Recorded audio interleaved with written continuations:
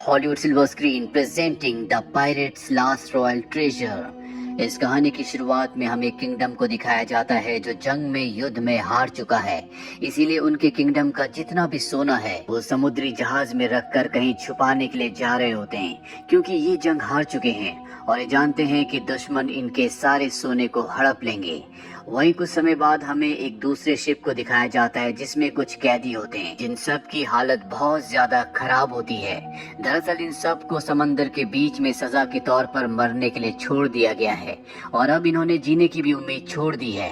पर इससे पहले कि इन सब की जान जाती तभी यहाँ पर एक बहुत बड़ा समुद्री जहाज आता है जिसकी कैप्टन एक लड़की होती है। वो जब इन सब को देखती है तो उसे इन पर तरस आ जाता है, इसीलिए वो इन सब को अपने बड़े जहाज पर बुला लेती है। अब इन सब को इस जहाज पर कुछ वक्त हो चुका है, इन्हें 3 महीने इस जहाज पर बीत जाते हैं और एक दिन ये बड़े जहाज की कैप्टन के पास जाते हैं और उसे बताते हैं कि हम पहले पायरेट्स थे, यानी कि समुद्री जहाजों को लूटते थे। शिप की कैप्टन बताती है कि हम भी पायरेट्स ही हैं, लेकिन हम सिर्फ जैपनीज जहाजों को लूटते हैं। कैदियों का सरदार कहता है कि यही तुम्हारी गलती है, तुम्हें हर एक जहाज को लूटना चाहिए। और तभी ये देखते हैं कि इनसे कुछ ही दूर एक समुद्री जहाज होता है और ये एक जैपनीज समुद्री जहाज है, जिसे देखकर ये सब के सब पायरेट्स बहुत खुश हो जाते हैं। लुटेरों का सरदार कहता है कि मैं बहुत अच्छा तलवारबाज हूँ और इस जहाज को लूटने मैं ही जाऊंगा। और इसके बाद वो जैपनीज के जहाज पर चला जाता है। यहाँ पर जो शिप की कैप्टन होती है वो भी उसका साथ देने के लिए वहाँ पर जाती है और ये वहाँ जैपनीज सिपाहियों से लड़ते हैं। ये दोनों ही बहुत अच्छे तलवारबाज होते हैं और जब ये लगभग शिप के हर एक इंसान पर हावी हो चुके होते हैं, इस शिप की कैप्टन का एक आदमी आता और बताता है कि इस शिप में कोई भी कीमती सामान नहीं है, ना इसमें खाने पीने की चीजें हैं। ये सुनकर ही सब के सब हताश हो जाते हैं। शिप की कैप्टन पूछती है कि तुम इतना बड़ा जहाज लेकर इतने सारे लोगों के साथ बिना खाने पीने के लिए कहाँ निकले हो? यहाँ पर एक बच्चा होता है, बताता है कि हम खजाने की तलाश में निकले थे, लेकिन हम रास्ता भटक गए। इस वजह से हम कई महीनों से समंदर में फंसे हुए हैं और हमारा खाने का सारा सामान खत्म हो गया है। खजाने की बात सुनकर शिप की कैप्टन और लुटेरों का सरदार दोनों बहुत खुश हो जाते हैं और अब इनके मन में लालच आ चुका है, ये उस खजाने को हासिल करना चाहते हैं। इसीलिए ये इन लोगों से खजाने का नक्शा लेकर वापस अपने शिप में आ जाते हैं और अब ये किसी भी तरह से खजाने तक पहुंचना चाहते हैं। शिप की कैप्टन कहती है कि हम इस खजाने को ढूंढेंगे, जिसके बाद हम सब के सब अमीर हो जाएंगे। और अब ये उस नक्शे को फॉलो करते हैं और जल्दी समंदर के किनारे पहुंच जाते हैं, जहां पर जब ये उस आइलैंड पर पहुंचते हैं तो देखते हैं कि वहां पर बहुत हरियाली है।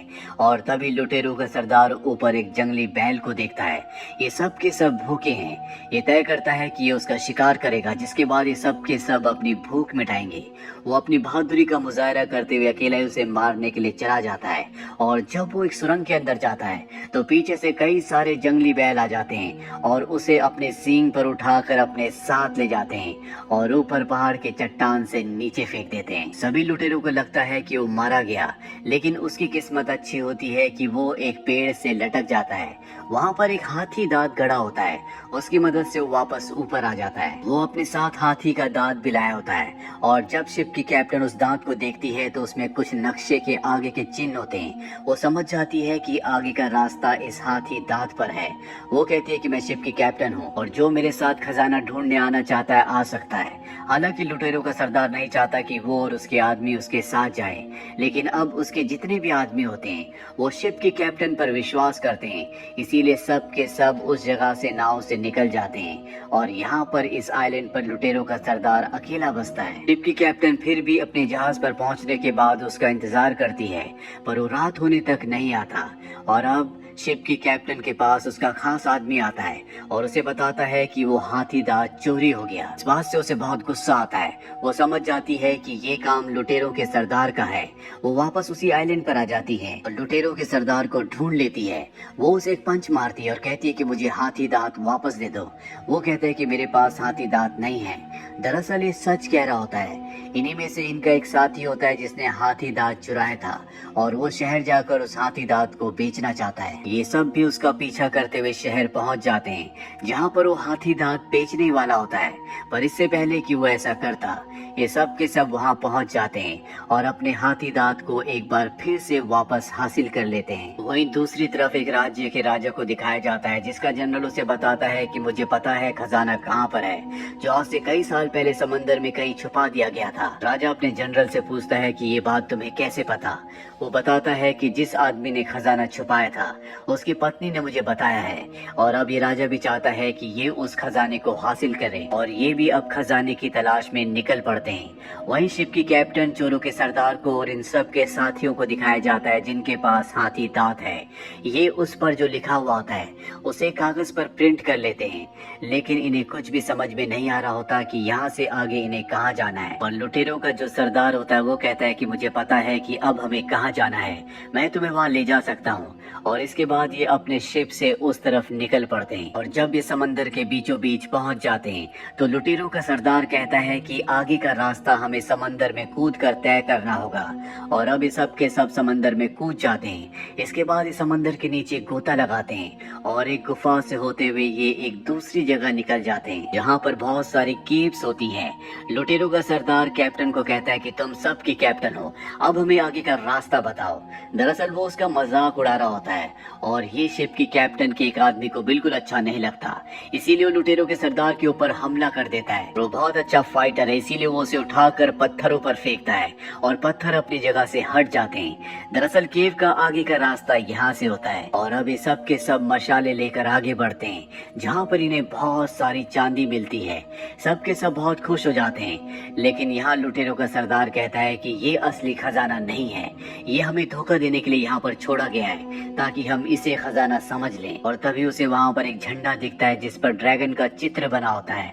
लुटेरों का सरदार उसे ध्यान से देखता है और बताता है कि ये ड्रैगन नहीं बल्कि ये खजाने के आगे का रास्ता है।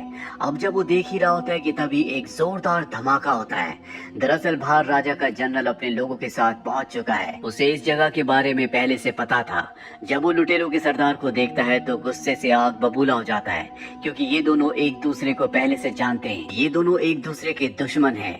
इन दोनों के बीच में एक भयानक फाइट होती है, और इसी फाइट के दौरान चांदी के भरे हुए एक बक्से को रस्सी से बांधकर लुटेरों का सरदार अपनी कमर पर बांधकर पानी में कूद जाता है, जिससे वो समंदर की गहराइयों में जाने लगता है।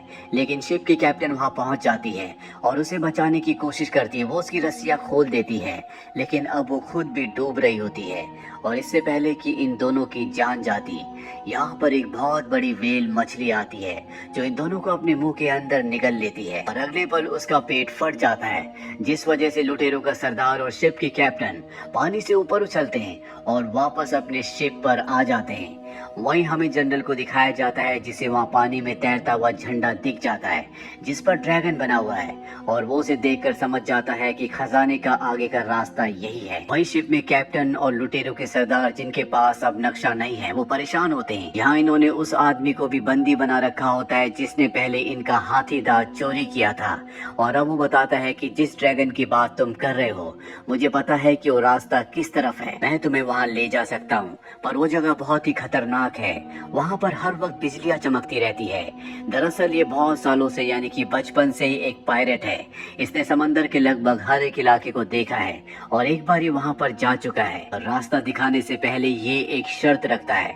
ये कहता है कि मैं तुम्हें रास्ता तभी बताऊंगा जब तुम मुझे इस शिप का नया कैप्टन बना दोगे। ये सुनकर इस शिप की कैप्टन को बहुत गुस्सा आता है, लेकिन उसे इसकी बात माननी पड़ती है, और अब ये इस शिप का नया कैप्टन है। सबको बताता है कि हमें किस तरफ जाना है।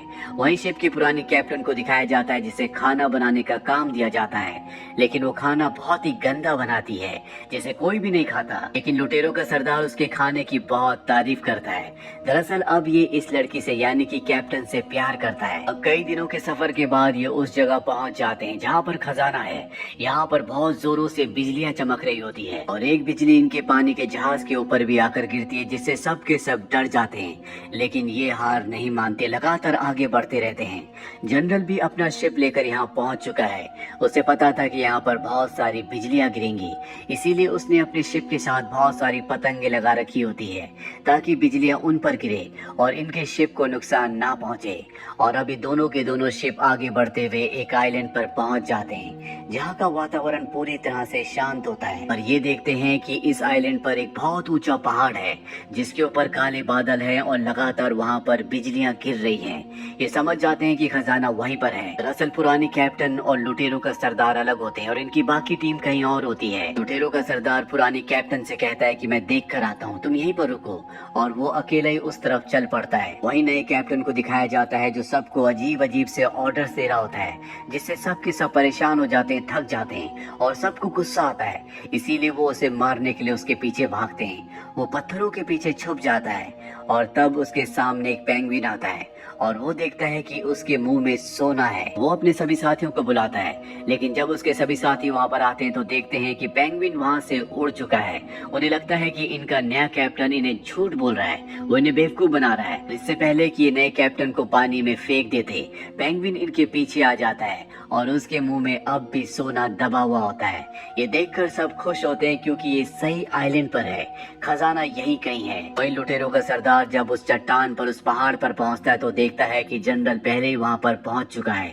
उसके साथ उसके बहुत सारे साथी भी हैं, लेकिन हर जगह बिजली गिरने की वजह से यहाँ पर जनरल के बहुत सारे लोग मारे जाते हैं। जनरल देखता है कि सिर्फ एक जगह पर बिजली नहीं गिर रही और वो अपने सैनिकों को, साथियों को ऑर्डर देता है कि इस जगह खुदाई की जाए। और जब वो उस जगह को खोदते हैं तो वहाँ पर एक संदूक निकलता है जिसके अंदर ड्रैगन का एक मुखौटा होता है। और तब ये देखते हैं कि लुटेरों का सरदार भी वहाँ पर है, जो छुप कर इन्हें देख रहा होता है। ये तीर से उसके ऊपर हमला करके उसे नीचे गिरा देते हैं, लेकिन लुटेरों का सरदार उस ड्रैगन के मुखौटे को हासिल कर लेता है और जनरल से कहता है कि अगर तुम्हें ये मुखौटा चाहिए जिससे तुम्हें खजाने के आगे का रास्ता पता चलेगा तो तुम्हें मुझसे लड़ना होगा। जनरल इस बात के लिए मान जाता है और अब इन दोनों के बीच में एक घमासान फाइट होना शुरू हो जाती है।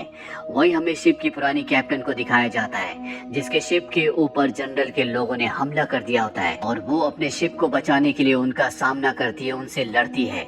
वही नए कैप्टन को दिखाया जाता है जो पेंगुइन के पैर पर एक रस्सी बांध देता है। पेंगुइन पानी में कूद जाता है, रस्सी को पकड़ के उसके पीछे पीछे जाने लगता है। वही लुटेरों के सरदार को और जनरल को दिखाया जाता है जो एक दूसरे से लड़ रहे होते हैं और इसी लड़ाई के बीच में लुटेरों के सरदार के हाथ से मुखौटा छूट जाता है, जो चट्टान से सीधा समंदर में गिरता है। जहाँ नया कैप्टन पहले से होता है वो उस मुखौटे को उठा लेता है और जब वो उस मुखौटे को ध्यान से देख रहा होता है तो देखता है कि सामने उसी तरह की एक चट्टान है जहाँ पर गुफाएं हैं। वो समझ जाता है कि उन्हीं गुफाओं के अंदर वो खजाना है। वहीं ऊपर दिखाया जाता है जहाँ पर लुटेरों का सरदार, जनरल एक दूसरे की जान लेना चाहते हैं, लेकिन यहाँ पर लुटेरों का सरदार बिजली गिरने से पहले अपनी तलवार हवा में उछालता है तो बिजली उसकी तलवार पर चमकती है और वो तलवार सीधा जनरल के आर पार हो जाती है, जिससे उसका खात्मा हो जाता है। वहीं नए कैप्टन को दिखाया जाता है जो गुफा के अंदर पहुंचता है। वहां पर उसे वो जहाज मिल जाता है जिसके अंदर खजाना है, जो कई सालों से यहाँ पर छुपाया गया था, और वो उस जहाज को लेकर बाहर आ जाता है। यहाँ पर उसके सभी साथी खजाने से भरे हुए जहाज को देखकर खुश हो जाते हैं। दरअसल इनका जहाज अब पूरी तरह से तबाह हो चुका है, इसीलिए सब के सब इसी खजाने वाले जहाज पर आ जाते हैं। लुटेरों का सरदार और शिप की पुरानी कैप्टन भी अब यहाँ पर है। सब ने खजाने को हासिल कर लिया। इसका मतलब ये है कि ये सब के सब अब बहुत ज्यादा अमीर है। यहाँ पर लुटेरों का सरदार और शिप की जो कैप्टन होती है अब ये एक दूसरे की तरफ देख रहे होते हैं, जिसका मतलब ये है कि ये दोनों एक दूसरे को